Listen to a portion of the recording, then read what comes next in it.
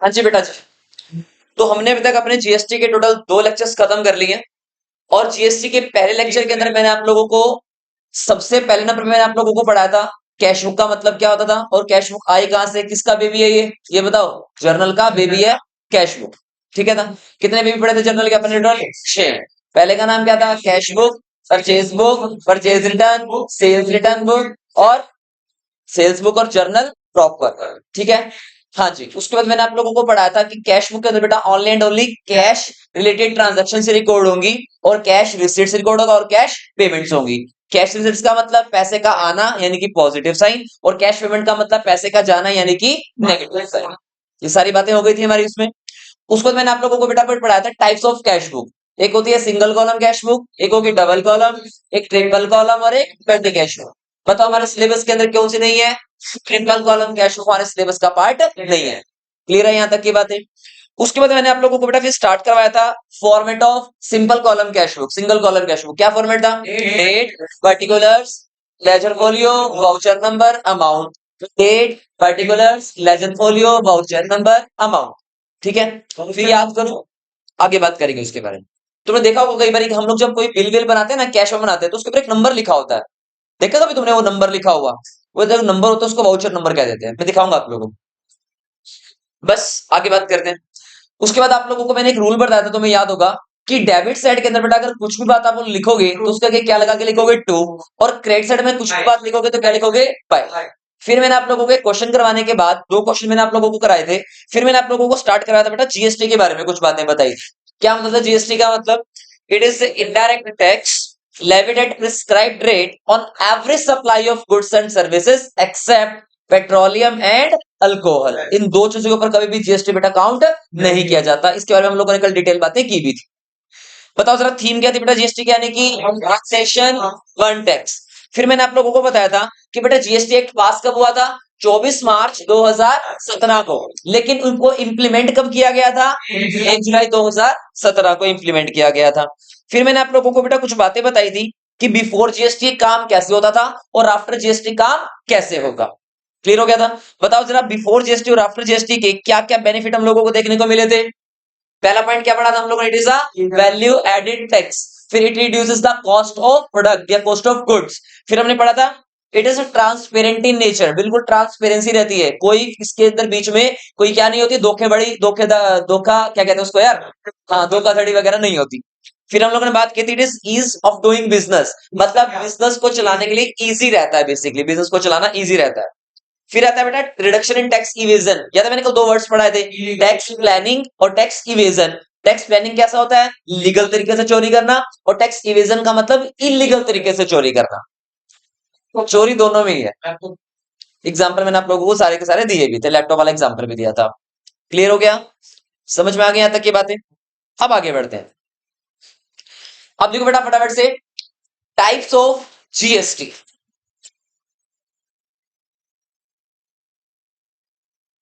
देखो बेटा types of GST. हमारा आज का lecture number 3, types of GST. डालिए बेटा फटाफट से हेडिंग टाइप्स ऑफ जीएसटी।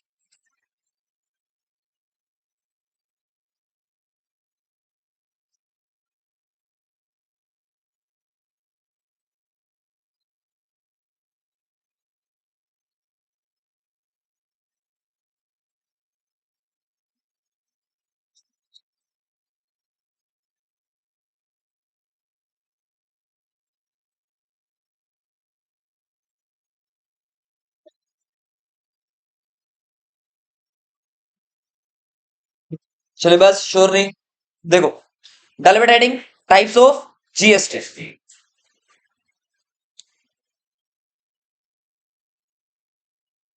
लिखो टाइप्स ऑफ जीएसटी के अंदर टोटल बेटा हम लोगों ने अपने जीएसटी को टोटल ना 2 हिस्सों में डिवाइड किया हुआ है।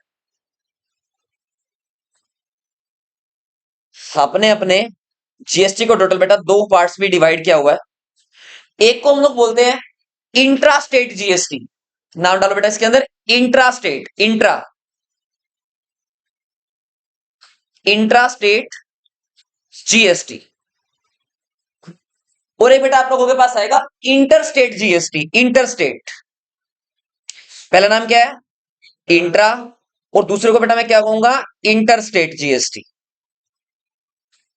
सर क्या मतलब है दोनों में, क्या मतलब होता है इंट्रा स्टेट का और क्या मतलब होता है इंटर स्टेट का? सुनो बेटा ध्यान से, अगर मैं आप लोगों से बात करूं इंट्रा स्टेट की, इंट्रा, तो बेटा इसको हम लोग बोलते हैं क्या विद इन द स्टेट। क्या बोलेंगे विद इन द स्टेट। डालो बेटा heading with in the state. अब सर क्या मतलब है विद इन द स्टेट का भैया, इसको समझो ध्यान से, पहले सुनो, देखो ध्यान से। अब आगे पहले देखते हैं इंटरस्टेट। बेटा इंटरस्टेट में लिखो एक word outside the state. Outside the state क्या है आउटसाइड द स्टेट। अब पहले समझते हैं बेटा हम लोग विद इन द स्टेट। ये चीज आप लोग नोट डाउन नहीं करोगे जो मैं अब लिखने जा रहा हूं, यहां तक की नोट डाउन करनी थी, बट अब जो मैं लिखूंगा उसको आप लोगों को नोट डाउन नहीं करना, मैं सिर्फ एक एग्जांपल से समझा रहा हूं। सुनो बेटा ध्यान से, मान लो ये हमारा हरियाणा है, और पता है जरा हरियाणा के अंदर बेटा जी बहुत सारी क्या आएंगी सिटीज आएंगी। अगर मैं आप लोगों से बात करूं, मान लो अगर मैं आप लोगों से बात करता हूं इसके अंदर, लो जी बहुत सारी मैंने यहाँ पे बना दी सिटीज। चला ना बताओ सिटीज के नाम बताओ फटाफट से क्या क्या। लो जी चीन डाल दें, हिसार डाल दूं, लो जी रोहतक डाल दें, ओके, सोनीपत डाल दूं, गुड़गावा, हाँ गुड़गावा, गुड़गावा क्या होता है गुरुग्राम होता है। और बताओ क्या रह गया, देख देख देख बेवकूफ, हरियाणा में आता है सोनीपत, और सोनीपत अच्छा लिख दिया क्या, और बताओ फिर नरवाना रह गया, नरवाना, हाँ सिरसा। चलिए बस बिल्कुल चुप, बिल्कुल शांति बनाए रखो। अब देखो ध्यान से, बताओ जरा ये स्टेट सारे के सारे कहाँ पे अपना हरियाणा के अंदर बेटा, ये सारी सिटीज कहाँ की है हरियाणा की, यस और नो। कौन कौन सी डाली हम लोगों ने, जींद, भिवानी, सिरसा, हिसार, रोहतक, पानीपत, सोनीपत। ऐसा लग रहा है जैसे बस चला रहा हूँ, आ जाओ भाई आ जाओ, सोनीपत वाले, हिसार वाले, झांसी वाले, एक वो होता है अलेवा नगूरा असद वाले, ऐसा भी शायद बोलते हैं ना कुछ, तो ऐसा नहीं नहीं, अलेवा नगूरा असद वाले होता है। इतना समझ में आया? अब देखो बेटा जी, मेरी ना कंपनी है, मैं ना बेसिकली केडीआर वॉचेस बनाता हूं, और मेरी जो दुकान है ना बेटा वो कहां पर है जींद में। मेरी दुकान कहां पे है जींद में। तो मैं क्या करता हूं बेटा अपने जींद में रहते हुए ना डिफरेंट डिफरेंट एरियाज के अंदर अपनी जो गुड्स है ना, अपनी जो मेरी केडीआर की वॉचेस है वो सप्लाई करता हूं। बताओ जरा, मैं जींद में रह करके हरियाणा में सिर्फ मेरा जो बिजनेस चलता है वो कहां पे चला रहा हूं मैं, ओनली हरियाणा। सामान खरीदता हूं हरियाणा से, सामान सेल कहां कर रहा हूं ओनली एंड ओनली हरियाणा। तो ये बताओ मैं सामान within the state sale कर रहा हूं या आउटसाइड द स्टेट सेल कर रहा हूं? आप कहोगे भैया आप सेल कर रहे हो कहां पे, विद इन द स्टेट। तो बेटा एक बात हम लोग याद रखना, जैसे कि मैंने क्या कहा, मैंने जीत से कहां भेजी, चीन से अपना सामान कहां भेजा सिरसा, चीन से मैंने सामान कहां भेजा नरवाना, चीन से गुरुग्राम, चीन से भिवानी, चीन से सोनीपत, चीन से रोहतक, चीन से सिरसा। समझ में आया? तो जब हम बेटा अपने स्टेट में रहते हुए सामान जगह जगह दूसरी दूसरी डिफरेंट डिफरेंट सिटीज के अंदर सेल करते हैं ना, तो बेटा उस टाइम पे हमारी गवर्नमेंट कहती है सुन लो, आप लोग कौन सी सेल कर रहे हो या कौन सी परचेज कर रहे हो, इंट्रा स्टेट। क्या बोला मैंने, इंट्रा स्टेट, इंट्रा। तो इंट्रा का मतलब क्या होता है विद इन द स्टेट, मतलब अपनी स्टेट के अंदर अंदर रहते रहते आप जो भी सामान खरीदोगे, जो भी सामान बेचोगे, उसको मैं क्या कहूंगा बेटा, इंट्रा स्टेट बोलते हैं। क्लियर हो गया? समझ में आई यहां तक की बातें? अब हमारी सरकार कहती है सुन लो भाई, सुन लो ध्यान से मेरी एक बात, जब भी आप लोग विद द स्टेट सामान सेल करोगे ना, जब भी आप लोग विद इन द सामान स्टेट में सेल करोगे या परचेज करोगे, कुछ भी करोगे, हमें मतलब नहीं है, तो आपको टोटल दो टाइप के टैक्सेस को पे करना पड़ेगा। आपको टोटल दो टाइप के टैक्सेस को पे करना पड़ेगा। हमने कहा बोलो बोलो बोलो क्या क्या, किसको पे करना पड़ेगा? वो कहते हैं सुन भाई, एक तो मेरे दादाजी हैं, उनको आपको पैसे देने पड़ेंगे, एक मेरे पापा हैं, उनको पैसे देने पड़ेंगे। हमने कहा है दादा को भी दें पापा को भी दें, ये क्या मतलब है? कहता सर देने पड़ेंगे। हमने कहा अच्छा, एक तो है हमारे मोदी जी, जो कि सबसे बड़े प्रधान हमारे जी, वो कौन है हमारे वो कौन से है? वो है हमारे दादाजी। और बताना जरा हमारे हरियाणा के सीएम कौन है? खट्टर साहब, हाँ या ना? मनोहर लाल खट्टर जी, यस और नो? वो कौन है हमारे फादर साहब? एक दादाजी हो गए और एक पापा जी हो गए। तो हमें क्या कहा हमारे मोदी जी? हम सुनो ध्यान से, हमारी सरकार क्या कहती है, सुनो भाई, आप लोग अगर अपने शहर में रहते हुए, अपने स्टेट में रहते हुए सामान को खरीदोगे या बेचोगे तो आपको दो टाइप का पैसा देना पड़ेगा। याद है बेटा, आप लोगों को दो टाइप की गवर्नमेंट होती है, एक होती है सेंट्रल गवर्नमेंट और एक होती है स्टेट गवर्नमेंट। एक होती है सेंट्रल गवर्नमेंट, एक होती है स्टेट गवर्नमेंट। तो बेटा हम लोगों को ना दोनों जगह टैक्स भरने पड़ेंगे। सेंट्रल गवर्नमेंट को भी टैक्स देना पड़ेगा क्योंकि उन्हें तो पूरी की पूरी भैया सिस्टम को चलाना है, और हम लोगों को स्टेट गवर्नमेंट को भी टैक्स देना पड़ेगा क्योंकि उन्होंने पूरी स्टेट को चलाना है। समझ में आया? तो यहां पे लिखो बेटा दो टाइप के टैक्सेस, एक को हम लोग बोलेंगे सीजीएसटी, एक होता है सीजीएसटी, और एक होता है बेटा आप लोगों के पास एसजीएसटी। तो हमारी गवर्नमेंट ने क्या बोला भैया, आपको दो टाइप के टैक्सेस पे करने पड़ेंगे। एक क्या पे करना पड़ेगा? सीजीएसटी, और एक क्या पे करना पड़ेगा? एसजीएसटी। अब जो ये वर्ड लिखा है बेटा मैंने सीजीएसटी, इसके अंदर आप लोग लिख लो central goods and services tax. इसको मैं क्या कहूंगा? Central goods and services tax. हाँ जी बेटा, लिख लिया यहां तक? हम इस एग्जाम्पल को रब कर रहा हूं, बताओ यहां क्या लिखोगे? हाँ जी बिल्कुल सही। क्या लिखेंगे बेटा यहां पे? State goods and services tax.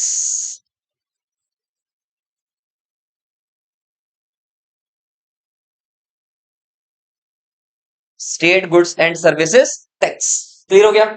Let us suppose, मान लीजिए गवर्नमेंट कहती है कि टोटल जो जीएसटी है ना वो है आप लोगों का मान लो 18%। फॉर एग्जाम्पल टोटल जीएसटी कितना है बेटा? 18%। तो हमारी गवर्नमेंट कहती है सुन लो भाई, आप उस टैक्स को आधा आधा करके डिवाइड करोगे। 9% तो किसको दोगे? सीजीएसटी यानी कि सेंट्रल गवर्नमेंट को, और 9% किसको दोगे? State government. यहां तक बात समझ में आ गई? अगर मान लो 20% होता तो बताओ कितना कितना आ जाता? 10% सेंट्रल गवर्नमेंट को और 10% स्टेट गवर्नमेंट को जाता। इतनी चीज क्लियर हो गई? ये कंपलसरी होता है कि आप लोगों को वो टैक्स बेटा दो जगह पे डिवाइड करना ही करना पड़ेगा, आधा सेंट्रल के लिए और आधा स्टेट के लिए। नहीं, मैंने क्या बोला है, दो जगह डिवाइड करना पड़ेगा, एग्जाम्पल लिया मैंने। वो चाहे जितना मर्जी हो, 28% होगा तो 14 डिवाइड हो जाएगा, 20% होगा तो 10 डिवाइड हो जाएगा, 18 होगा तो 9 डिवाइड हो जाएगा, जितना भी होगा आधा आधा डिवाइड होगा। समझ में आ गया? अब लिखे बेटा जी आगे। अब हम लोग किसकी बात करेंगे? अब किसकी बात होनी है जल्दी बताओ? अब हम लोग बात करेंगे बेटा अपनी आउटसाइड द स्टेट यानी कि इंटर स्टेट जीएसटी की। समझ में आया? लो जी हम लोग इसकी बात करते हैं। अच्छा पहले जरा मुझे एक बात बताओ, तुम्हारे में से कौन कौन आईएसबीटी गया हुआ है? कश्मीरी गेट, किस किस को पता है इसके बारे में? कश्मीरी गेट आईएसबीटी, नाम भी सुना कभी? नाम तो सुना होगा आई थिंक सभी ने यार। कश्मीरी गेट मेट्रो स्टेशन है, कश्मीरी गेट, उसके बाहर ही आईएसबीटी है एक। नहीं पता यार? दिल्ली का एक सबसे बड़ा जो बस स्टैंड है ना वो आईएसबीटी है। कभी नहीं सुना हुआ? कश्मीरी गेट आईएसबीटी ही है बेटा, वही है। वहीं से एक गेट नंबर निकलता है जहां पे आईएसबीटी का बस स्टैंड रहता है बाहर निकलते ही। सुनो अभी की बात बताता हूं तुम्हें इंपॉर्टेंट, इसको यहां से हम लोग समझते हैं। क्या है बेटा जी? कश्मीरी गेट, और ब्रैकेट में क्या लिख रहा हूं? आईएसबीटी। ये बहुत बड़ा क्या है? बस स्टैंड है ये। हाँ समझने के लिख लेना। मेरे को पहले आईएसबीटी की फुल फॉर्म चाहिए। इंडियन स्टैंडर्ड बस ट्रेनिंग, कुछ भी ट्रांसपोर्ट आएगा ओके। और कुछ का बस है ना? इंडियन स्टेट बस स्टैंड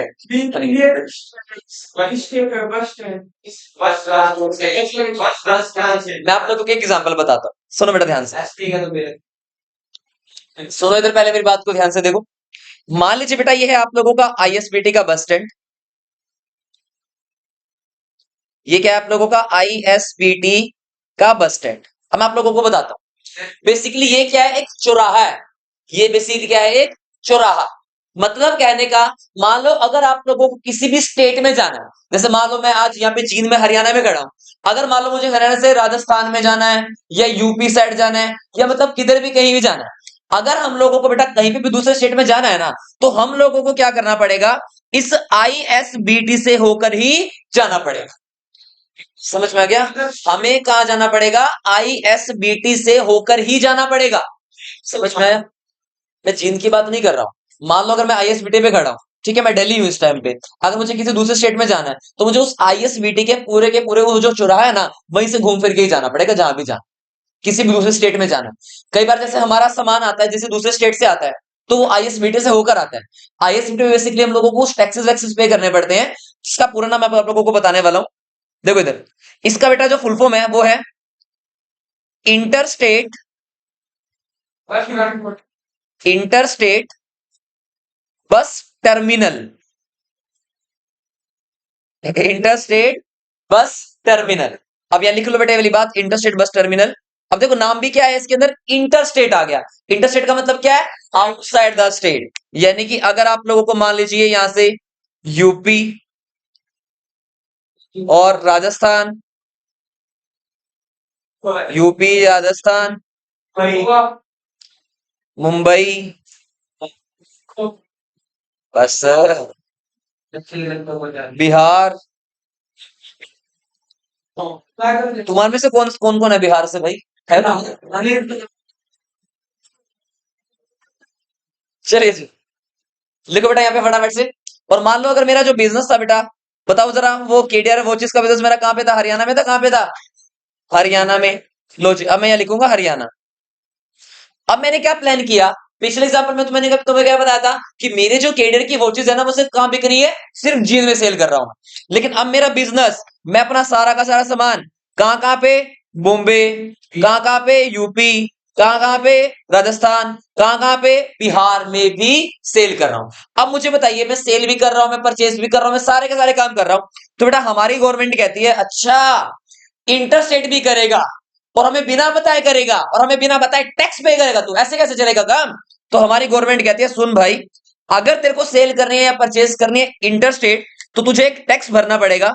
तो तुझे एक टैक्स भरना पड़ेगा जिसका नाम होता है बेटा, जिसका नाम होता है आईजीएसटी। लिखिए, एक वर्ड लिखो, एक टैक्स का नाम आईजीएसटी, हमें पे करना पड़ेगा आईजीएसटी बेटा। और इस आईजीएसटी की फुल फॉर्म है इंटीग्रेटेड, आईजीएसटी की फुल फॉर्म है integrated goods and services tax. Integrated goods and services tax. हाँ जी, क्या नाम लिखा मैंने, integrated goods and services tax. अब इसके नीचे पहले एक लाइन लिख दो बेटा, it is a combination of, ये कुछ भी नहीं है, it is a combination of, सिर्फ जानबूझ के तुम्हें बोलेगी ये वाली बात, it is a combination of CGST plus SGST. हाँ, अब बताओ क्या डाउट था, हो गया? आईजीएसटी का मतलब क्या बेटा, integrated goods and services tax. तो आईजीएसटी का मतलब क्या होगा, it is a combination of CGST and SGST. Clear हो गया? एक सिंपल सा मैं आप लोगों को एग्जांपल बताता हूं। देखो मान लीजिए बेटा, हम for example within the state sale कर रहे हैं, हम लोग क्या कर रहे हैं, within the state sale कर रहे हैं। अब मान लो ये मैंने आप लोगों के लिए एक बिल बनाया, ये मैंने आप लोगों के लिए एक बिल बनाया, बताओ मेरी दुकान का नाम क्या है, केडीआर वॉचेस। लो जी, मेरी दुकान का नाम, ठीक है। और मेरे पास सक्षम आता है, कहते सर मुझे ना अपनी ना गर्लफ्रेंड के लिए एक वॉच चाहिए, बढ़िया सी फर्स्ट क्लास सी डिजिटल वॉच मेरे को दे दो। मैंने कहा ओके, दे देंगे। मैंने कहा कितने रुपए वाली लेनी है? कहता सर ठीक है 40,000 रुपए वाली दे दो। अभी मैं कहाँ रहता हूँ, हरियाणा में, और हरियाणा में लिसन, हरियाणा में क्या कर रहा हूँ बेटा, मैं सेल कर रहा हूँ। तो इसका मतलब बताओ जरा, बिल कितने का बनेगा, 40,000 रुपए बन गया। सुनो ध्यान से बेटा, एम ये कितनी है, कॉस्ट 40,000 रुपए आ गई, कॉस्टिंग जो हम लोगों की थी। अब इसके अंदर बेटा जी मुझे प्लस करना पड़ेगा, मुझे प्लस करना पड़ेगा सीजीएसटी। मान लो मैंने बोला 9% है, एसजीएसटी भी प्लस करना पड़ेगा। SGST भी मुझे प्लस करना पड़ेगा, जो कि कितना है 9%। एक बार के लिए प्रॉपर दिखाता हूं मैं।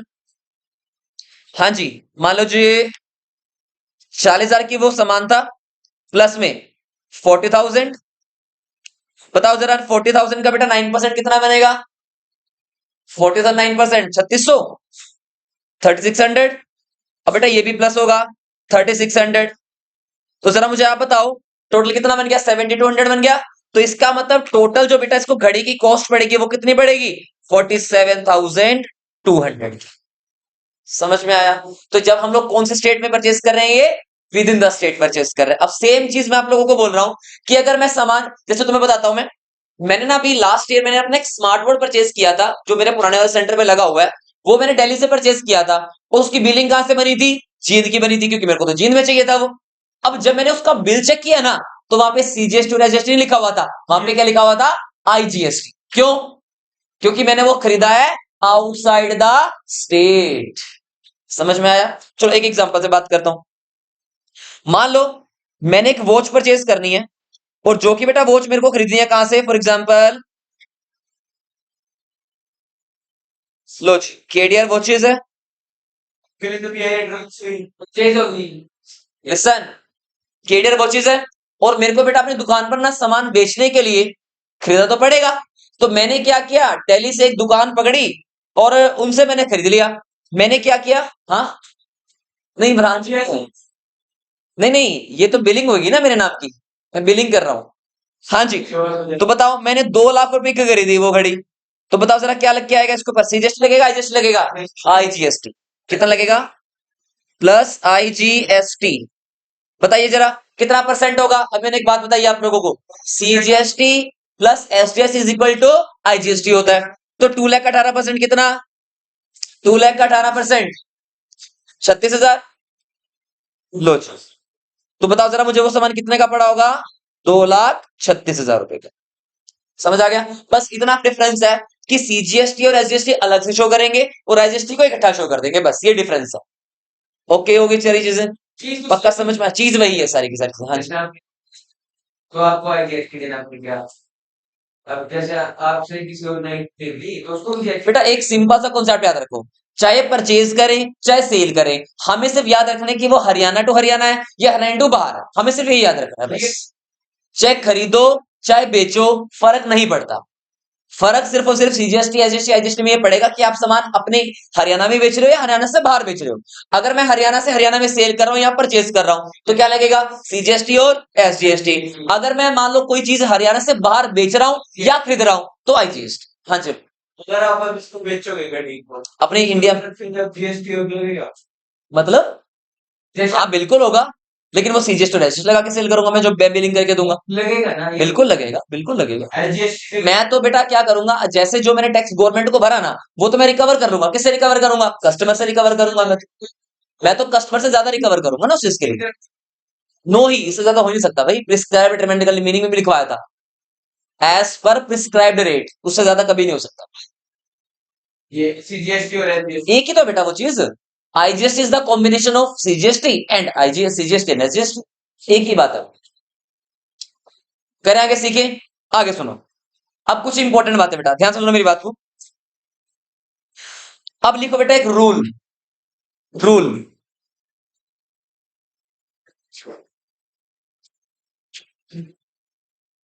सुनिए बेटा, एक वर्ड लिखो रूल।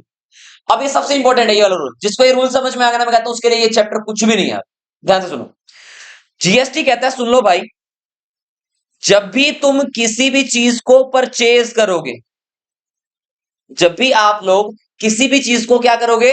परचेज करोगे, तो भैया मेरे साथ में ना एक नाम लगा देना जिसका नाम होता है इनपुट। क्या लगा देना? इनपुट लगा देना। तो परचेज के साथ हर बार क्या लगेगा? इनपुट। ये लगा के चलो। अगर परचेज हैशबैंड है ना, हैशबैंड, तो ये कौन है? इनपुट उसकी वाइफ। तो हैशबैंड और वाइफ को अलग अलग मत करना, इनको इकट्ठा रखना। क्लियर हो गया? हम साथ साथ हैं। ठीक है जी। तो हस्बैंड और वाइफ को दोनों को इकट्ठा रखना है। अगर दोनों को अलग अलग कर दिया तो भैया डाइवोर्स हो जाएंगे, नौबत आ जाएगा डिवोर्स की। अलग अलग नहीं करना दोनों को। तो परचेज की घरवाली का नाम क्या है? इनपुट। परचेज की वाइफ का नाम क्या है? इनपुट। हम साथ साथ कौन है? इनपुट। परचेज के साथ कौन है? इनपुट। पक्का? क्लियर हो गया? अभी आगे इसका लॉजिक बताऊंगा क्यों हुआ ऐसा, वो इंपॉर्टेंट है सीखने बात। अभी के लिए बोल रहा हूं, इतना याद रखें। अब लिखो दूसरा रूल बेटा। वो कहता है कि अगर हमने सेल किया हुआ है, अगर हमने वर्ड किया है सेल, तो बेटा सेल का रूल याद कर लो। सेल की बीवी का नाम है, सेल की वाइफ का नाम कौन होगा? आउटपुट। आउटपुट। तो जहां सेल वहां आउटपुट। लो जी, ये प्यारा प्यारा सा सजा के लिख देना इसको ताकि याद रह जाए। तो जल्दी मुझे बताओ फटाफट से, परचेज की वाइफ का नाम क्या था? इनपुट। और सेल की वाइफ का नाम क्या है? आउटपुट। परचेज की बीवी का नाम इनपुट, सेल की बीवी का नाम आउटपुट। दोनों को अलग अलग नहीं करना। ओके रिपोर्ट है। बढ़े आगे हम। अब एक छोटा सा बेटा एग्जांपल देखते हैं। लिखिए एग्जांपल नंबर 1। Example number 1। ठीक है जी, सुनिए मेरी बात को ध्यान से। Purchased furniture for rupees 60,000 for cash। सुनो भैया तो ध्यान से। अभी मैं नॉर्मली बेटा मान के चल रहा हूं कि हमारी सेल जो या परचेज जो भी होगी ना, वो हरियाणा टू हरियाणा है, within the state sale कर रहे हैं। तो बात को बड़े ध्यान से सुनो। मैं गया सक्षम फर्नीचर स्टोर के पास और सक्षम फर्नीचर स्टोर को जाके बोला, सर हमारी शादी है और हमारी शादी के लिए हमको क्या चाहिए? फर्नीचर चाहिए भैया। और फर्नीचर बताइए जरा कितने का है? कितने का बोला फर्नीचर? 60,000 का। बताओ फर्नीचर का पैसा किस में देना है मेरे को? कैश में देना। मैंने कहा ओके बॉस, दे देंगे। कहता सर ये तो आप मेरी जानकार हो, ये तो बिना जीएसटी के देना है आपने। मैंने कहा अच्छा, मतलब जीएसटी अलग देना पड़ेगा? कहते हैं यस सर बिल्कुल अलग देना पड़ेगा। मैंने कहा ओके सर ठीक है। मैंने कहा विद जीएसटी देना ना? तो मैंने कहा ठीक है भाई। जो जीएसटी का रेट है ना, जो जीएसटी का बेटा रेट है वो क्या होगा? सीजीएसटी 9% और एसजीएसटी भी 9%। लो जी, ये दो आपको अलग अलग पे करने हैं। बात समझ में आई? क्वेश्चन क्लियर हो गया क्या है? अब पहले नंबर पे बेटा हम लोग बनाएंगे इसके लिए एक छोटा सा वर्किंग नोट। जरा लिखो। अभी तो मेरे को समझाया नहीं, तो क्वेश्चन लिखा बेटा अभी तक। मैंने तो बात ही नहीं समझाई अभी तक, तो काम तो मैं समझाने का काम कर रहा हूं। ठीक है, सुनो मेरी बात को ध्यान से, देखिए ध्यान से। तो जब हम फर्नीचर स्टोर पे गए, सक्षम फर्नीचर स्टोर पे गए, तो बताओ जरा फर्नीचर परचेज हमने कितने का किया? फर्नीचर परचेज हमने कितने का किया? 60,000 रुपए का। अब सक्षम कहेगा सर ये तो 60,000 का हमारी दुकान का है, अभी तो आपको गवर्नमेंट के लिए भी तो पे करना है। तो गवर्नमेंट के लिए बेटा हम लोगों को इसके अंदर क्या करना पड़ेगा? Add CGST at the rate कितना? 9%। फिर से ऐड करना पड़ेगा एक बात और, क्या? एसजीएसटी कितना? Eight the rate 9%। बताओ कितना कितना हो गया? 60,000 का 9% कितना होता है? 5400। और इससे भी कितना आएगा बेटा? 5400। तो मुझे आप लोग बस ये बता दो कि मेरे को टोटल पेमेंट कितनी करनी पड़ी फर्नीचर को परचेज करने के लिए? लो जी, 70,800 रुपए। क्या ये वाली बात मेरी समझ में आई है आप लोगों को या नहीं आई? ठीक है। अब जरा मुझे एक बात बताना, मैंने आप लोगों को एक बात बताया था, लिसन, एक बात और लिख लो बेटा। जो आप लोगों का ये इनपुट है ना, ये ऑलवेज रहता है आप लोगों का debit, because it is an asset for the business. अभी बताऊंगा सब बातें। अभी के लिए बस जो बातें बता रहा हूं उसको नोट डाउन अच्छे से करके लिख दो।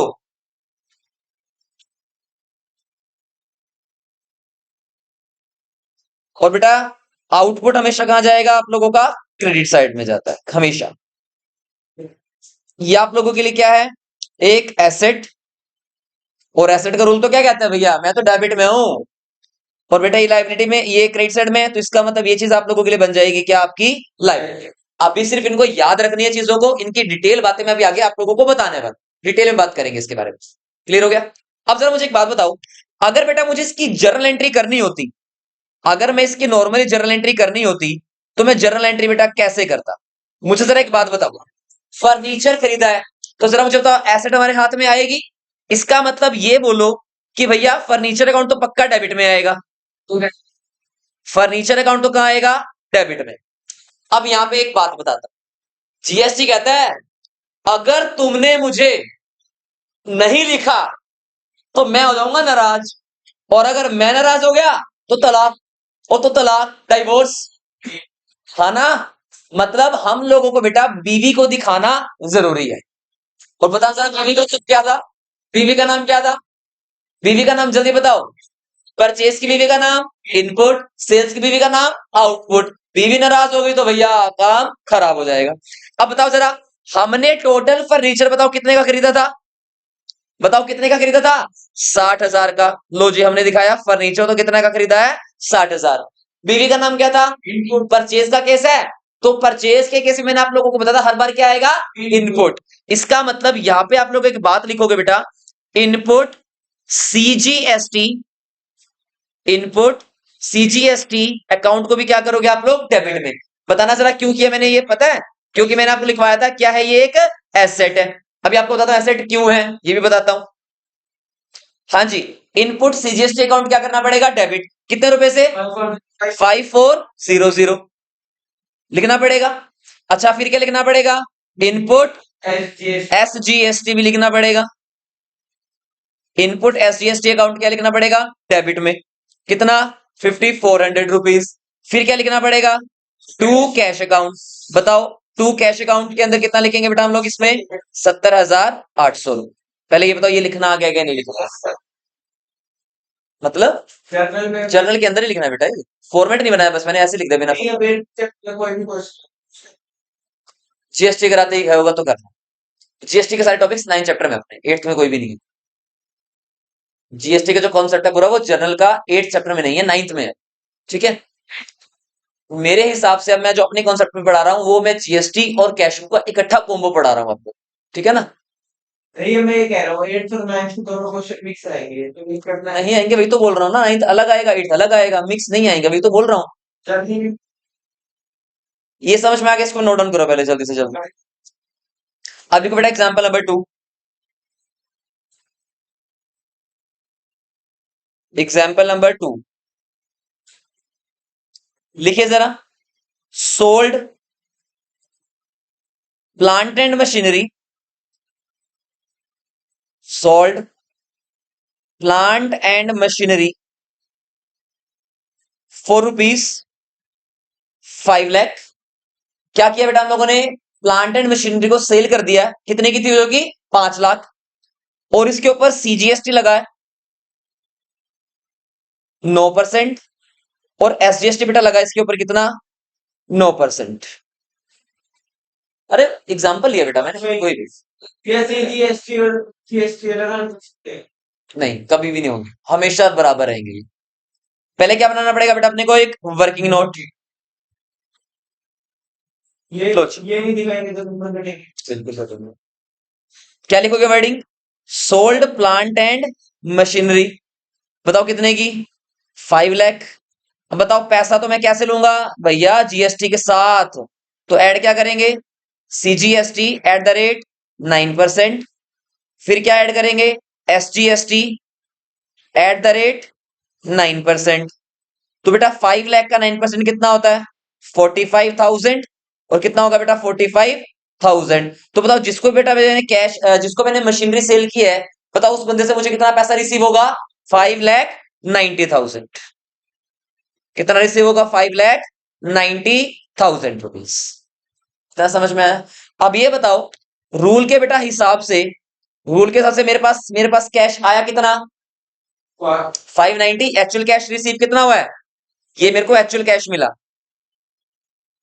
Actual cash received. बताओ रूल क्या कहता है हमारा, कैश क्या है, एक एसेट है, लायबिलिटी क्या है, एसेट है। तो मतलब ये तो पक्का कंफर्म हो गया कि कैश अकाउंट तो क्या हो जाएगा, डेबिट में। कितने रुपए का, 5,90,000, 5,90,000। बताओ जरा उसके बाद 2, हमारे यहां से क्या गया, लैंड एंड बिल्डिंग। तो यहां पे लिखोगे बेटा 2 लैंड एंड बिल्डिंग।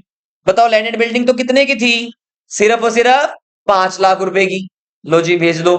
अब याद करो सोल्ड के केस में मैंने क्या वर्ड बताया था, आउटपुट। तो डाल दोगे बेटा आप लोग इसके अंदर क्या, आउटपुट सीजीएसटी। या हाँ जी, उधर प्लांट मशीन अच्छा प्लांट एंड मशीनरी थी क्या, इनवर्ट क्यों आता है लो बेटा लो जल्दी लिखो प्लांट एंड मशीनरी। फिर क्या लिखोगे wording, to output SGST। Amount बताओ कितनी कितनी आएगी, 45,000 और 45,000 रुपीज। बोलो क्या ये वाली बात समझ में आई है या नहीं आई?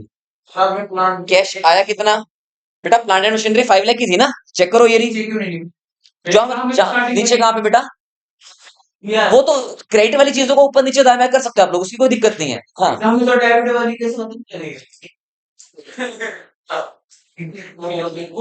डेबिट में इनपुट ऑलवेज डेबिट में रहेगी क्योंकि वो एक एसेट है, आउटपुट ऑलवेज क्रेडिट में रहेगा क्योंकि वो एक लायबिलिटी है। अब इसका मैं लॉजिक बताता हूँ, क्या है लॉजिक इसके पीछे।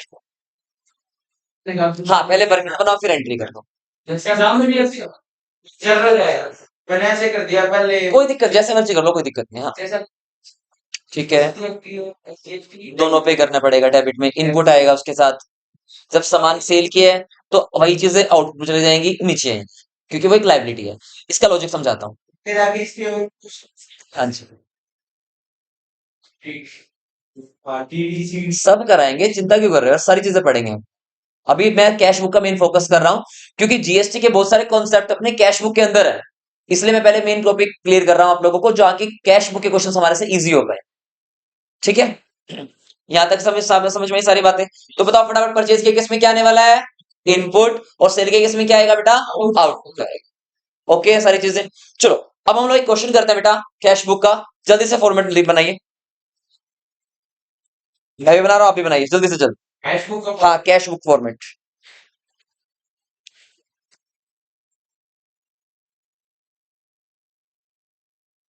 मैं आप लोगों को 2 मिनट दे रहा हूं बनाने के लिए, फॉर्मेट जल्दी बनाओ।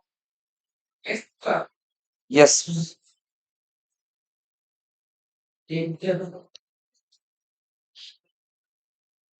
फॉर्मेट इज डेट, क्या क्या आएगा बेटा इसके अंदर, पहला कॉलम होगा डेट का, दूसरा कॉलम होगा पर्टिकुलर्स का, तीसरा कॉलम होगा एलएफ का, चौथा होगा वीएन का, और पांचवा होगा बेटा अमाउंट का। फिर किसका होगा डेट, फिर आएगा पर्टिकुलर्स, फिर आएगा आप लोगों के पास एलएफ, फिर आएगा वीएन, फिर आएगा आप लोगों के पास आपका अमाउंट। जल्दी फॉर्मेट बनाओ।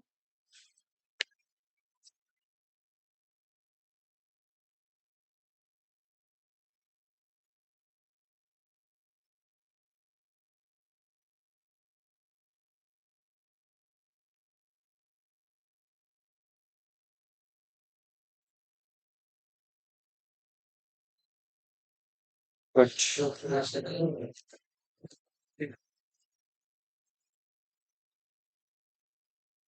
बेटा प्रैक्टिकल क्वेश्चन नंबर 4 निकालो जल्दी से, बुक का प्रैक्टिकल क्वेश्चन नंबर 4। नहीं डी के गोल का निकालो,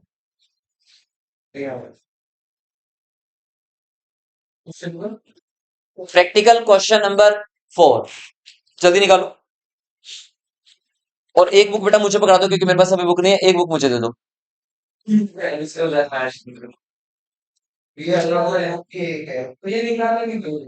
देने मैं ट्रांजेक्शन बोलता रहूंगा, आप नोट कर देना साथ साथ। देखिए इधर लिसन, पहले कुछ बातें लिखिए बेटा, इंपॉर्टेंट नोट, कुछ बातें लिखो पहले इंपॉर्टेंट नोट बना के, इंपॉर्टेंट नोट ऊपर नीचे दाएं बाएं जहां तुम्हारे जगह जगह में। ध्यान सुनो मेरी बात को, अगर बेटा जी क्वेश्चन नंबर स्टार्टिंग में लिखा हुआ आपके पास कमेंस्ड बिजनेस,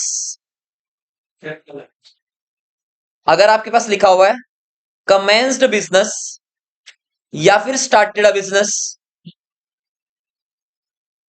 कमेंस्ड बिजनेस लिखा हो या स्टार्टेड बिजनेस लिखा हो, तो बेटा इस केस के अंदर बताओ जरा पैसा आएगा या जाएगा, आएगा। तो यहां पे एक वर्ड यूज करेंगे आपका क्या, टू कैपिटल अकाउंट, कैश में क्या लिखेंगे हम लोग, टू कैपिटल अकाउंट। लेकिन अगर इसकी जगह पे, ये तो हो गया ए वाला पॉइंट, कई बार क्या होता है बेटा इसकी जगह पे ना एक वर्ड लिखा मिलता है। अब देखो अगर क्वेश्चन में लिखा हुआ है बिजनेस स्टार्टेड, बताओ, मैंने आप लोगों को बताया था कि जो कैश बुक होती है अपनी, वो बताओ मंथली बनती है, ईयरली बनती है, हाफ ईयरली बनती है, कैसे बनती है? मंथली बनेगी। अब मान लो जैसे आज कौन सा महीना चल रहा है? अगस्त चल रहा है। अब जैसे बेटा 31 अगस्त आया, 30 अगस्त आया, 31 अगस्त आएगा, हमें अपने अकाउंट्स क्लोज करने पड़ेंगे, कैश बुक बंद करनी पड़ेगी, अगले महीने पे जाएंगे। तो क्या अगले महीने में क्या मैंने बिजनेस नया स्टार्ट किया है क्या? नहीं भाई, बिजनेस तो मेरा वही चल रहा है पुराने वाला। हाँ या ना? तो बेटा जब भी हमारा बिजनेस नया स्टार्ट होगा, तो उसके लिए तो अपने वर्ड लिखवा दिया, क्या यूज करेंगे? To capital account. यस और नो? जब भी बिजनेस नया स्टार्ट होगा, तो क्या यूज होगा वर्ड? To capital account. लेकिन अगर मान लो बेटा हमने बिजनेस नया नहीं किया, पहले से चलता हुआ आ रहा है, तो यहां पे ना एक वर्ड लिखा मिलेगा आप लोगों को, balance of cash in hand. ये सेकंड में भी है और आगे बहुत सारे क्वेश्चंस में आएगा। Balance of cash in hand ये लिखा मिलेगा। तो बेटा इस चीज के लिए हम लोगों को, अच्छा याद करो, हम जब अपने साल को महीने को एंड करते थे लास्ट में, कैश बुक की क्लोजिंग के लिए यूज क्या करते थे वर्ड? बाय बैलेंस सीडी लिखते थे ना। बस अब क्वेश्चन की स्टार्टिंग करने के लिए हम यूज करेंगे बेटा word to balance BD. Starting करने के लिए टू बैलेंस बीडी, क्लोज करने के लिए बाय बैलेंस सीडी। क्लियर है? और बीडी का बेटा मतलब होता है ब्रॉट डाउन। क्या मतलब है? यहाँ पे ब्रॉट डाउन होता है। ओके, अब देखो ध्यान से, क्वेश्चन में आप लोगों को कह रहा है enter the following transactions in a single column cash book December 1, 2016। Date डालो, December 1, 2016। अब इसको कैसे लिखेंगे? देखो ऐसे लिखोगे स्टार्टिंग में ऊपर, अब दिसंबर कोमा 2016। अब ऐसे डालते रहो 1 2 3 4, अब एक एक डालते रहो, बार बार दिसंबर 16 डालने की जरूरत नहीं है। ऊपर एक बार दिसंबर 16 लिख दो दोनों साइड में, दिसंबर 2016 ऊपर लिख दो एक बारी। अब उसके बाद 1 2 3 4 स्टार्ट करते जाओ सीधा सीधा। क्लियर हो गया? अब क्वेश्चन नंबर 1 में बेटा बोला गया, पॉइंट नंबर 1 में कह रहे कैश इन हैंड है 25,000। अब मैंने क्या बताया था? कैश इन हैंड लिखा हुआ है, मतलब बिजनेस नया स्टार्ट नहीं किया, बिजनेस पहले से चलता हुआ आ रहा है। तो क्या वर्ड यूज करोगे? To balance BD. मतलब हमारे गले में पहले से ही कैश पड़ा हुआ है, तो यूज क्या होगा वर्ड इसके लिए? To balance BD. बताओ हमारे अकाउंट में पहले से कितने पैसे पड़े थे कैश बैलेंस में? 25,000। कितना बैलेंस है? 25,000 दे रखा है क्वेश्चन में ऑलरेडी, कुछ नहीं लाइन लगानी। ठीक है, सेकंड पॉइंट है बेटा 2 दिसंबर। सेकंड पॉइंट, बिल्कुल चुप शोर मत करो। December 2 की ट्रांजैक्शन आप लोगों को लिख रखी है, December 2। कह रहा है कैश सेल्स कर दिया आप लोगों ने, कैश सेल्स कर दिया आप लोगों ने 40,000 रुपए की, और इसके ऊपर बेटा सीजीएसटी भी लगाना है 6% और एसजीएसटी भी लगाना है 6%। Yes sir. बोलो, पहले तो ये बताओ, पहले तो ये बताओ आउटपुट लगेगा या इनपुट लगेगा? ये तो भैया पक्का कंफर्म हो गया, क्या लगेगा? आउटपुट लगेगा। ये बताओ पैसा आएगा या जाएगा? ये भी कंफर्म हो गया कि आएगा। अब बताओ अगर आएगा तो कहां दिखाऊंगा? डेबिट साइड या क्रेडिट साइड? डेबिट साइड, ये तो पक्का है कंफर्म। तो बेटा तो डेट नंबर 2 को आप लोग एक वर्ड दिखाओगे, क्या लिखोगे वर्ड? To sales account. क्या दिखाओगे? To sales account. अब इसकी दो बीवी कौन कौन थी? आउटपुट सीजीएसटी और आउटपुट एसजीएसटी। क्या कहा था बीवियों ने? अगर मुझे नहीं दिखाया अपने साथ तो तलाक। तो इनको दिखाओ, या लिखोगे 7 महीने के बगल में to output CGST account, to output SGST account. दोनों बीवियों को दिखाना जरूरी है। हाँ जी, सेल्स बताओ कितने की थी? 40,000 रुपए की। अब 40,000 का बेटा 6% कितना बनता है? 2,400 यहां दिखा दोगे और 2,400 रुपए आप लोग यहां दिखा दोगे। समझ में आया? Yes sir. नेक्स्ट ट्रांजेक्शन है बेटा,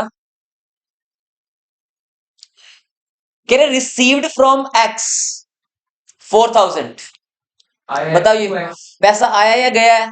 आया है। तो डेट नंबर 3 क्या लिख दूं बेटा? यहां पे मैं 2x, और अमाउंट आई है बेटा उससे 4,000 रुपए। कितने रिसीव हुआ है? 4,000। कुछ नहीं छोड़ना बेटा, खाली छोड़ना है आप लोगों को। नेक्स्ट है बेटा पेड टू सोमलाल। पैसा आया या गया है? गया पैसा। डेट है बेटा आप लोगों के पास इसकी 9। लो जी 9 इधर आएगा, तो क्या लिखोगे बेटा? बाय सोमलाल। तो हमारे हाथ से पैसा गया है, और कितना गया है मैं आप लोगों को बताता हूं, 4,900, और डिस्काउंट रिसीव्ड लिखा हुआ है 100। याद करो, कल मैंने एक बात बताई थी, डिस्काउंट अलाउड है, डिस्काउंट रिसीव्ड है, इनको टोटली इग्नोर मारना है। तो बताओ बाय सोमलाल में कितना आएगा, 4900 रुपीज। तो हमें किससे मतलब है, हमारे कैश आने से और हमारे कैश के जाने से, इससे मतलब होना चाहिए हमारे, बस और कुछ नहीं। फिर लिख रखा है received from Vijay Kumar 7800 and discount allowed 200। भाई पैसा कितना मिला विजय कुमार से, बस इस बात से मतलब है, डिस्काउंट कितना दिया या लिया उससे कोई मतलब नहीं है। ठीक है, डेट दे रखी है बेटा 12 तारीख, तो क्या लिखेंगे हम लोग, bye sorry to Vijay Kumar, कितनी अमाउंट है? टू विजय कुमार 7800। ओके है यहां तक। फिर देखो बेटा क्या लिखा हुआ है आप लोगों के पास, फिर कह रहा है परचेज्ड गुड्स फॉर कैश, ये बात आप लोगों को लिख के दिखा देता हूं, purchased goods for cash ₹20,000, CGST 6%, SGST 6%। पहले तो मुझे ये बताओ कि पैसा आया होगा गया। या गया होगा, क्या आया होगा या गया होगा, जल्दी बोलो। डेट इज 20th, ऑब्वियस सी बात है, क्या लिखेंगे बेटा वर्ड, बाय परचेज अकाउंट। बताओ बिल्कुल, जहां परचेज वहां इनपुट, बताया था ना, बताया था ना बेटा, वो जर्नल एंट्री के अंदर मैंने आप लोगों को बात बताई थी, परचेज की बीवी का नाम तो क्या है, इनपुट है, तो उसके साथ भी रहेगी, जहां जहां परचेज जाएगा बीवी साथ साथ घूमती रहेंगी, सीधा सा लॉजिक ही है। ठीक है, तो इसका मतलब परचेज कितने का क्या सामान किया था, 20,000 रुपए का, और बीवियों के नाम भी एंटर कर दो फटाफट, क्या लिखोगे बेटा, बाय इनपुट CGST, और फिर लिखोगे बाय इनपुट SGST अकाउंट। कितनी आएगी बेटा वैल्यू, 6% है, तो 1200 रुपए और 1200 रुपए। बोलो क्या यहां तक बात समझ में आई है या नहीं आई, गया ऊपर से उसमें आप क्रेडिट पैसा गया है ना, तो जीएसटी भी हमने पे ही किया होगा, सीधा सीधा सा लॉजिक है, तो इसलिए हमने इस साइड दिखाया, कैश गया है बेटा, जर्नल एंट्री थी वो तो जर्नल एंट्री थी, वो हम लोग कैश में पढ़ रहे हैं। ठीक है, फिर देखो क्या लिखा हुआ है, कह रहा है हम लोगों ने बेटा कार्टेज पे किया है 1,000 रुपए का। बाई कार्ड अभी कुछ बातें बता रहा हूं, देखो ध्यान से, लो जी, पेड किया हम लोगों ने कार्टेज ₹4, 1,000 का, और इसके ऊपर भी हम लोगों को CGST और SGST पे करना पड़ा, कितना कितना परसेंट, 6% CGST और 6% SGST पे करना पड़ा। अब क्या करें, सुनो मेरी बात को ध्यान से, देखो परचेज के केस में पैसा जाता है ना, और पेड के केस में भी पैसा जाता है, तो जिस केस के अंदर भी आगे से आपके पास से पैसा जाएगा ना, और बोला होगा जीएसटी लगाना है, तो उस केस में बेटा क्या लगेगा, इनपुट। जब भी लिखा होगा कैश मिला है, तो बताओ सेल के केस में कैश मिलता है ना, और आउटपुट भी मिलेगा, तो ऐसे अगर किसी चीज के साथ में लिखा हुआ है कि कैश मिला है हम लोगों को जीएसटी से, तो उसको आप लोग क्या दिखाओगे बेटा, आउटपुट दिखा दोगे। ठीक है, अब यहाँ पे देखो, हम लोगों ने यहाँ पे क्या किया है, कार्टेज को पे किया है, भाड़ा दिया है, तो इसका मतलब पैसा गया होगा या आया होगा, और कार्टेज के साथ साथ में हम लोगों को बेटा जीएसटी भी पे करना पड़ा। लो जी, इसका मतलब डेट लिखो बेटा यहाँ पे, पहले तो 21st, यहाँ पे एक वर्ड लिखेंगे पहले तो, बाय कार्टेज अकाउंट, और कार्टेज का जो बेटा पैसा था ना, वो है आप लोगों के पास 1,000 का। बताओ साथ में क्या पे करना पड़ेगा, फिर इनपुट CGST भी और इनपुट SGST भी। जब जब कैश पे करोगे जीएसटी में, तो बाय इनपुट,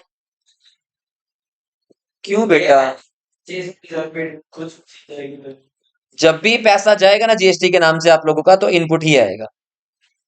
अभी लास्ट में बताऊंगा इसका लॉजिक क्यों आया सब।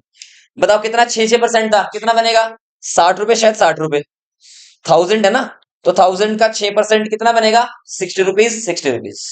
ठीक है, नेक्स्ट पॉइंट पे आओ, कह रहे cash received from Dharmveer, cash received from Dharmveer, बताओ क्या लिखे, डेट इज 21, लो जी क्या लिखेंगे वर्ड, धर्मवीर टू धर्मवीर, और अमाउंट इज 1880। फिर कह रहा है आप लोगों के पास, कह रहे received a money order from Mohan. भाई हम लोगों को ना एक मनी ऑर्डर रिसीव हुआ मोहन से, या तो मैंने आप लोगों को एक वर्ड सुनाया था, मनी ऑर्डर क्या होता है? आपने अभी बात बताई। 12वीं मैंने आप लोगों को बताया था कि मनी ऑर्डर का मतलब, जैसे पहले के टाइम में क्या होता था, जीपे, गूगल पे, फोन पे नहीं होती थी चीजें, तो हमारे पास जब कैश को ये देता था ना, तो वो मनी ऑर्डर के थ्रू देता था। तो इसका मतलब बीपीपी बोलो या मनी ऑर्डर बोलो, एक ही बात है। तो इनडायरेक्टली पैसा मुझे मिला है ना, तो टू साइड या बाय साइड, तो मिला है। किससे आया है? मनी ऑर्डर मिला है बेटा, मनी ऑर्डर मेरे को मिला है। तो ये मिला आप लोगों को, received a money order from Mohan, to Mohan. तो इसका मतलब टू मोहन। डेट डाल दो 23 तारीख है बेटा, 23। Amount is 500। नेक्स्ट है बोरोड फ्रॉम महावीर। बोरोड का मतलब क्या होता है? बोरोड का मतलब पैसा उधार लेना। तो पैसा आया है या गया है? भाई महावीर से पैसा अगर आपने लिया है तो पैसा मतलब आया होगा। तो यहां लिखोगे डेट नंबर 25, यहां लिखो बेटा टू महावीर। लेकिन इस केस में वो हमारा डेटर नहीं था, हमने क्या लिया बेटा, वो एज अ लोन लिया है। ठीक है, हाँ महावीर। और अमाउंट आएगी इसके अंदर 7500। कोई बात नहीं, कुछ भी डालो, कोई फर्क नहीं पड़ता। फिर लिख रखा है बेटा received from Bhushan, to Bhushan. Bhushan and discount allowed भी है। आएगा डिस्काउंट अलाउड? नहीं, इग्नोर मारना है। तो डेट इज मान लेते 27। क्या लिखोगे बेटा word to Bhushan, value is 3900। Next आप लोगों को बेटा बोल रहा है paid to Lalit, listen, paid to Lalit rupees 2700 in full settlement of his account rupees 3000। बताओ 3000 के बदले के अंदर उस बंदे को मैंने पे कर दिया 2700 रुपए। तो क्या हम लोग 2700 दिखाएंगे, 300 दिखाएंगे या 3000 दिखाएंगे? हमें मतलब है सिर्फ और सिर्फ 2700 दिखाने से। The date is 31st। तो क्या लिखेंगे बेटा हम लोग, by Lalit, by Lalit, amount is 2700। यहां तक क्लियर हो गया? अब बेटा हम लोग बात करते हैं इसके अंदर किसकी, क्लोजिंग बताओ जल्दी, बताओ कैसे करोगे क्लोजिंग? मैंने कुछ चीजें आप लोगों की बुक से अलग की है इसके अंदर, एक दो चीजें, सारी बुक वाली एज इट इज नहीं की मैंने, तो उसके साथ आंसर मैच बुक से तो नहीं होगा, तो हम लोगों को अपना आंसर मैच करना, ठीक है। टोटल रिसीट्स बताओ जल्दी से जल्दी, बंद कैसे करते हैं? यहां लिखेंगे टोटल रिसीट्स 95300, 95300। बेटा ग्रेट सेट का बताओ जरा, टोटल पेमेंट्स, टोटल पेमेंट्स कितनी आएंगी? 4900, 20000, 1200, 1200, 1000, 60, 60 एंड 2700। आदि को पढ़ाओ 311 जीरो 200 20। ओके, बताना ज्यादा किस साइड का है, डेबिट साइड या क्रेडिट साइड? तो क्या सिखाया था बेटा मैंने बंद करने का अप्रोच, जिस साइड का बैलेंस ज्यादा होगा उसकी जगह नीचे ट्रिपल लाइन आ जाएंगी, 3 लाइन डालेंगे बेटा हम लोग नीचे, और जिस साइड का बैलेंस ज्यादा होगा दोनों साइड वो सेम अमाउंट। तो 95,300 यहां भी आएगा और 95,300 यहां भी आएगा। अब बताओ जरा, अब बताओ जरा इसमें से क्या माइनस करेंगे, 31120। तो क्या लिखोगे, by balance carry down, CD. डेट क्या आएगी, 31 तारीख, 31 मार्च, सॉरी दिसंबर 2016। बताओ क्या आएगी अमाउंट, 64180। मेनली बेटा आप लोगों को सीजीएसटी एसजीएसटी का कॉन्सेप्ट समझ में आ गया। परचेज के साथ में हमेशा क्या लगेगा, इनपुट। कैश पे करना होगा, जब जीएसटी पे करोगे तब भी क्या लगेगा, इनपुट। जब पैसा मिलेगा सेल करेंगे तो क्या लगेगा, आउटपुट। कैश आपको किसी भी चीज से मिलेगा और जीएसटी के साथ मिलेगा तो क्या आएगा, आउट। अब इसका लॉजिक समझते हैं यार कि एक्चुअल में होता क्या है, ये ऐसा क्यों हो रहा है। अब जरा मुझे एक बात बताओ, एक एग्जांपल से सिंपल सी बात करता हूं, सुनो ध्यान से बेटा। मान लीजिए मैं एक सेलर हूं, मेरी दुकान है, मान लो लैपटॉप की बेटा मेरी दुकान है, और एक कस्टमर मेरे पास आता है, सर लैपटॉप दे दो। मैंने कहा ठीक है सर ले लो, लेकिन आपको जीएसटी साथ पे करना पड़ेगा। एक एग्जांपल से मैं बात करता हूं, सुनो ध्यान से। मान लीजिए अगर हमारी सरकार ऐसे कह देती कि सारे कस्टमर सुन लो, अगर हमारी सरकार ऐसे कहती कि सारे के सारे कस्टमर लोगों तुम सुन लो, तुम किसी भी दुकान से ना सामान परचेज कर रहा हो और वहां पे जीएसटी मत पे करके आओ। मैं बैठी हूं यहाँ पे, मैं बैठी हूं यहाँ पे, मान लो ये बेटा हमारा टैक्स डिपार्टमेंट है, ये जीएसटी डिपार्टमेंट है हमारा। मैं ये कौन है हमारा जीएसटी डिपार्टमेंट, ठीक है जी। और ये हमारा कौन है कस्टमर ए, कस्टमर बी, कस्टमर सी और कस्टमर डी। अब हमारी सरकार ने कह दिया सारे कस्टमर को कि आप लोगों ने क्या करना है, बस सामान खरीद लो और आप लोग जो जीएसटी है ना वो मेरे को अलग से आकर के दे जाना। सामान खरीदना और उसके बाद मेरे पास आना और मेरे को जीएसटी देके अपने घर को चले जाना। मान लो इनके घर यहाँ पे हैं, लो जी। अब तुम्हें सोच के देखो भैया, तुम्हें लगता है कि ये जाएंगे? तुम्हें लगता है ये जाएंगे? सोच के देखो, तुम्हें लगता है ये ऐसे कमीने लोग हैं? ये पता क्या करेंगे, हाँ आ रहे हैं आ रहे हैं आ रहे हैं यहाँ, आ रहे हैं आ रहे हैं आ रहे हैं यहाँ, ये ऐसे करेंगे, जाएंगे ही नहीं, क्योंकि इनके जैसा कमीना कोई है ही नहीं। ये पता क्या करते हैं, जहां से पैसा बचता है ना बचाते हैं भाई साहब। तो जीएसटी डिपार्टमेंट को लग रहा था कि इन कस्टमर लोगों से ना हमें मान लीजिए 50 करोड़ रुपीस इकट्ठा हो जाएगा अगर ये ईमानदारी से आते तो। अब इकट्ठा हुआ पता है कितना, इकट्ठा हुआ पता है कितना, 10,000 रुपए। कोई ऐसे महान लोग देते चले गए यार कोई बात नहीं इज्जत खराब हो जाएगी चले जाते हैं यार। सोच के देखो, गवर्नमेंट सोच के कितना बैठी है, 50 करोड़, बटाया कितना, सिर्फ 10 करोड़। इसलिए बेटा गवर्नमेंट ने ये वाला अप्रूवल तो कर दिया रिजेक्ट, भाई इनके बस का तो है नहीं। अगर मैं कस्टमर को डायरेक्टली क्या भी दूंगी ना, जमा करवा दो टैक्स अपना, तो वो नहीं देंगे। तो इसलिए हमारी गवर्नमेंट ने पता क्या किया, डायरेक्टली बेटा ड्यूटी लगा दी, किसकी, सेलर लोगों की। किसकी ड्यूटी लगा दी, सेलर की ड्यूटी लगा दी। अब सोच के देखो बेटा, मान लो ये हमारी दुकानें हैं, ये हमारी बहुत सारी दुकानें हैं, लो जी, लो जी ये दुकानें हैं, ठीक है जी दुकानें हो गई। अब बताओ कस्टमर कहां पे जाएंगे, दुकान पे जाएंगे, सामान तो लेने जाएंगे। यहां तो जाने का मतलब ही नहीं, यहां तो जाएंगे जाएंगे, इनकम टैक्स डिपार्टमेंट पास तो आए ना है, बट इन दुकानों पे जाएंगे। लो जी, कस्टमर गए यहाँ, कस्टमर गए यहाँ, यहाँ पे यहाँ पे यहाँ पे भी यहाँ पे भी यहाँ पे भी, मतलब इन जगहों पे कस्टमर जाता है। बट टैक्स डिपार्टमेंट ने क्या किया, किसकी ड्यूटी लगा दी, इन दुकान वालों की। मान लो ये शॉप है, ये शॉपकीपर की बेटा ड्यूटी लगा दी, सुनो मैं इन कस्टमर से टैक्स नहीं मांगूंगा, मैं टैक्स मांगूंगा तुमसे, तुम दोगे टैक्स, और अगर तुम इनसे टैक्स नहीं लोगे तो तुम खुद भुगतोगे। अब सोच के देखो, क्या तुम्हें सेलर छोड़ेगा, क्या तुम्हें सेलर बिना टैक्स में छोड़ेगा क्या? वो कहेगा भाई टैक्स तो मैं लेकर आऊंगा, नहीं तो टैक्स डिपार्टमेंट मेरी गुद्दी पकड़ देगा आगे, वो तो मेरे से पैसे मांगेगा। यस और नो, हाँ या ना बताओ। गवर्नमेंट के बिहाफ पे टैक्स कलेक्ट कौन कर रहा है, ये सेलर। अब बताओ जब ये सारा का सारा टैक्स इकट्ठा कर लेगा तो बताओ किसको देना पड़ेगा, ये टैक्स देना पड़ेगा ना। मतलब फॉर एग्जांपल मान लो तुम सारे के सारे कौन हो, कस्टमर हो, मैंने इससे टैक्स लिया, सामान बेचा टैक्स ले लिया, सामान बेचा टैक्स ले लिया, सामान बेचा टैक्स ले लिया, सामान बेचा टैक्स ले लिया। अब इसका मतलब वो सारा टैक्स मान लो मेरे पास सिस्टम पड़ा है, क्या वो मेरा पैसा है क्या? नहीं। बताओ क्या वो मेरे सर पे बोझ है क्या? यस, मुझे वो पैसा किसको पे करना है, गवर्नमेंट को पे करना है। तो इसमें समझ में आया, चोल क्या सोचता बताओ मुझे। जैसे क्या? रेट गवर्नमेंट ने रेट प्रेस्क्राइब कर रखी है, रेट गवर्नमेंट ने बता रखा है ना कि 9% ही लोगा मैं। तू मुझे बता दे तूने सामान कितने का बेचा है, जितने का बेचा उसको 9% मुझे दे दे आके। तो प्रूफ तो दिखाना पड़ेगा कि मैंने बेचा कितने में है। क्यों नहीं बताएगा बेटा, पक्का बिल देगा तो बताएगा, पक्का बिल देना पड़ता है ना, दिखाएगा कैसे फिर, वो आगे सामान ही नहीं मिलेगा उसको जीएसटी पे। फिर अगर ऐसा वो करेंगे फ्रॉड तो पकड़े जाएंगे, फिर पकड़ेंगे सही उनको।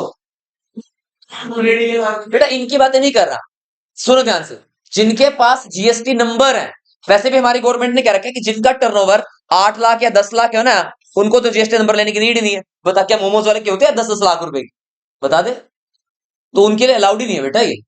जिनका रेवेन्यू, बेटा मैं वही तो तुमको बता रहा हूं ना, जिनका रेवेन्यू 8 लाख 10 लाख है ना, उनके लिए नीड नहीं है जीएसटी नंबर लेने की। लेकिन हाँ, जिनका रेवेन्यू 8 लाख से 10 लाख से ज्यादा होगा उनको ये जीएसटी नंबर लेना पड़ेगा, और अगर नहीं लेंगे तो फंसेंगे, अगर फंस गए तो वो दिक्कत आएगी उनके लिए। क्लियर हो गया, समझ में आ गया? तो आप लोगों को ये बात समझ में आई? अब आप लोगों को ये बात समझ में आई, जो टैक्स बेटा मैंने आप लोगों से सामान बेच के आपसे लिया तो वो मेरे लिए क्या बनेगा, आउटपुट। यस और नो, बेचा है सामान तभी मैंने आपसे टैक्स लिया, क्या बनेगा, आउटपुट। बताओ ये मेरे लिए एसेट है लाइबिलिटी है?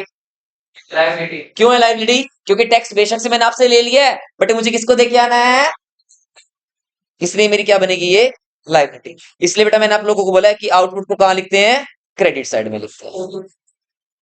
हाँ जी बोलो। जीएसटी का बेनिफिट क्या होता है जीएसटी नंबर का? एक तो बेनिफिट सबसे बड़ा बेटा ट्रांसपेरेंसी होगी, दूसरा सबसे बड़ा बेनिफिट आप लोगों को कॉस्ट में रिडक्शन होगा, तीसरा सबसे बड़ा बेनिफिट, आप लोगों को बेनिफिट मिलेगा बिजनेस को इजीली चलाने में। फंस फूस गए तो दिक्कतें नहीं आएंगी आप लोगों को। ये सारे बहुत सारे बेनिफिट।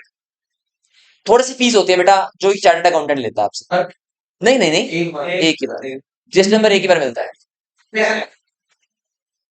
हाँ, फर्क पड़ता है उस चीज का, बहुत फर्क। हाँ जी बिल्कुल। बिल्कुल होता है। जैसे डाला वाला होटल है, या हमारे जितने भी होटल्स है, पिज्जा विंग्स हो गए, सबके पास होते हैं यार, ये सब लेते हैं। जब इनसे बिलिंग देखियो, जब इनकी बिलिंग होती है ना, इनके रेट काफी हाई चार्जेस के होते हैं।